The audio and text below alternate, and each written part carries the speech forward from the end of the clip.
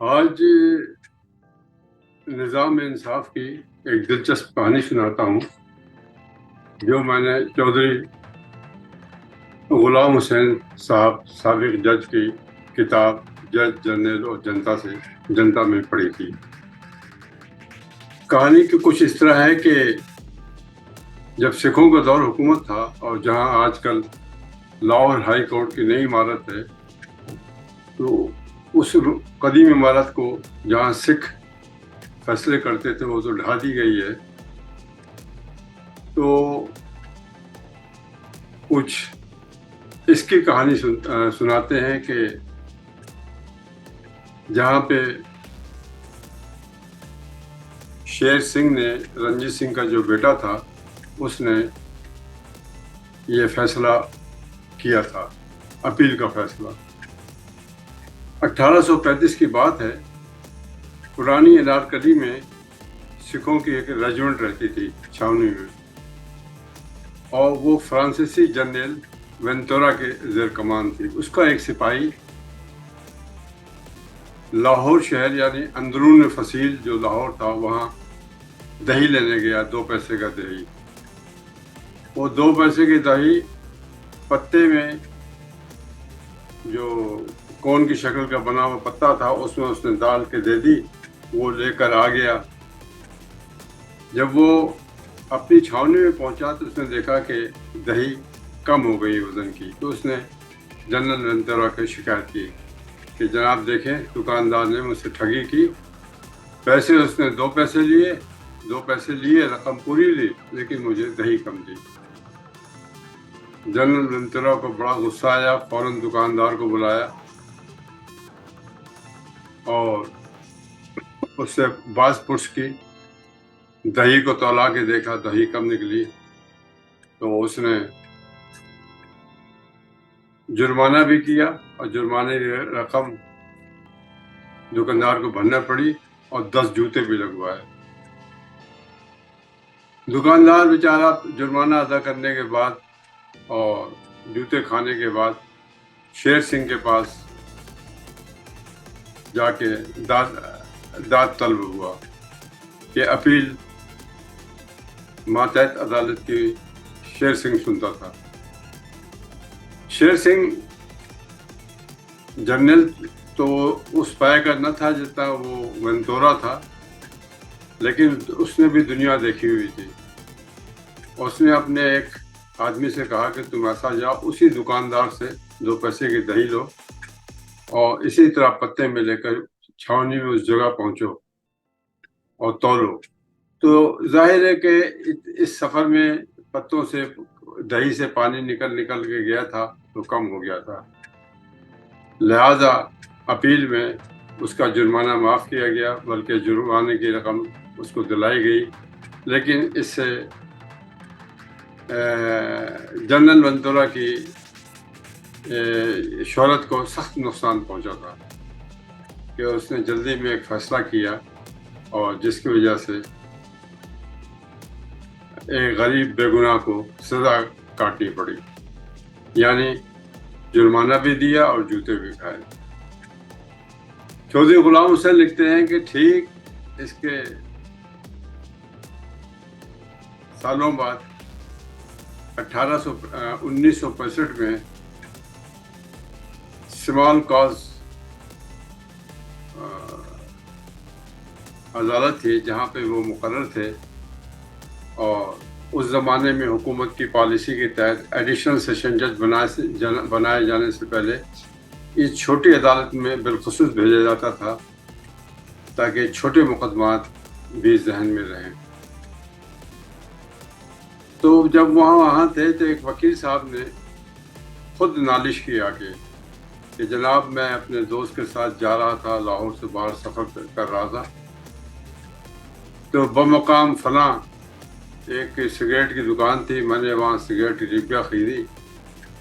اور جو لوگ دکان کے آس پاس جمع تھے ان کے سامنے ہی کھولی تو اندر سے 9.5 سگریٹ نکلے بجائے 10 سگریٹ نکلنے کے۔ 9 سگریٹ تھے اور آدھا سگریٹ تھا۔ یہ دیکھ کر آس پاس کے لوگ ہنس پڑے مجھ پہ اور میری بےعزتی ہو گئی، لہذا میں کمپنی ہزا پہ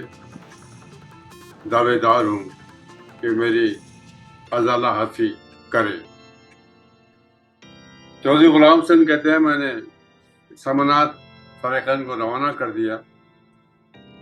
کمپنی کے بڑے بڑے وکیل آ گئے، تو انہوں نے بتایا کہ کراچی آفس کے الگ وکیل آ رہے ہیں اور لندن آفس جہاں بھیجے گئے ہیں ان کے الگ آ رہے ہیں، تو ابھی دستخط ہونے میں تھوڑی دیر ہے افسر مجاز کی کہ وہ بھی آ جائیں گے۔ تو میں نے مقدمہ پڑھتے دیکھا تو اس سے پوچھا، وکیل سے جو کمپنی کا وکیل تھا، کہ آپ 10 پیسے کی بات کو اتنا بڑھا چڑھا کیوں رہے ہیں، کیونکہ مجھے نظر آتا ہے کہ میرے عدالت کے بعد بھی آپ اوپر عدالت میں جائیں گے۔ تو کمپنی وکیل نے کہا بات کچھ ایسی ہے، کیونکہ ہم اپنی شہرت کو خراب نہیں کرنا چاہتے، ہم نے کئی کریٹ سگریٹ کے لے کر مدعی کے گھر پہ گئے تھے، اس سے کہا تھا کہ یہ آپ لے لیں، لیکن اس نے لینے سے انکار کر دیا۔ میں نے مدعی سے پوچھا جو پاس ہی کھڑا تھا کہ آپ نے کیوں انکار کر دیا؟ بولا مجھے کمپنی کی طرف سے کسی پیشکش کی ضرورت نہیں ہے، میں تو یہ چاہتا ہوں کمپنی پہ بددیانتی کا مقدمہ ظاہر ہو اور عدالت اس کو بددیانت قرار دے۔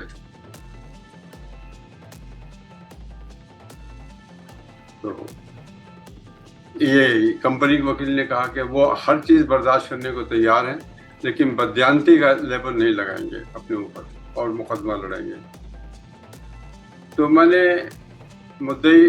کی طرف دیکھا اور پھر کمپنی کے وکیل کو دیکھا، بولا آپ ایسا کر دیں، میں نے مدعی سے کہا بھی کہ میں 10 پیسے دے دیتا ہوں آپ کو تاکہ مقدمہ ختم ہو غیر ضروری طور پہ۔ مدعی نے کہا مجھے عدالت سے 10 پیسہ لینے میں دلچسپی نہیں ہے، میں لوں گا تو کمپنی سے لوں گا۔ لہٰذا میں نے کمپنی کے وکیل سے کہا کہ آپ ایسا بیان دے دیں کہ گو ہمیں ان کا دعویٰ قابل قبول نہیں ہے، لیکن معاملہ رفع دفع کرنے کے لیے ہم 10 پیسے دینے کو تیار ہیں۔ اور یہی میں نے مدعی سے کہا کہ وہ اپنے بیان میں لکھ دے کہ وہ 10 پیسہ لینے کو تیار نہیں ہے، 10 پیسہ لینے کو تیار نہیں ہے، ہاں کمپنی کو بددیانت قرار دینا چاہتا ہے اور عدالت کے ذریعے اپنا پیسہ واپس لے گا جب وہ بددیانت قرار دے گی۔ میں نے دونوں فریقین کے بیانات ریکارڈ کیے اور نیچے اپنا فیصلہ لکھا کہ میں نے دعوے دار کا بھی بیان غور سے پڑھا ہے اور لکھا ہے، اسی طرح کمپنی کا بھی بیان، وکیل کا بھی بیان غور سے لکھا ہے، اور میں اس نتیجے پہ پہنچا ہوں کہ مدعی اگر اپنا 10 پیسہ وصول کرنا چاہتا ہے تو عدالت جمع شدہ سے لے لے، وگرنہ مقدمہ صرف اس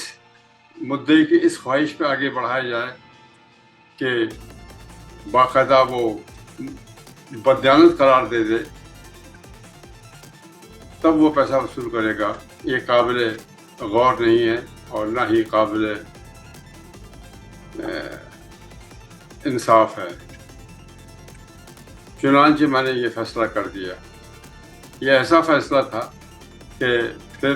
کمپنی تو چلو اس کا تو جان چھوٹ گئی، لیکن مدعی بھی پھر آگے جانے کی، اوپر عدالت تک جانے کی جرات نہ کر سکا، کیونکہ فیصلہ ہی ایسا تھا کہ ناحق مقدمے بازی سے عدالتوں کو اور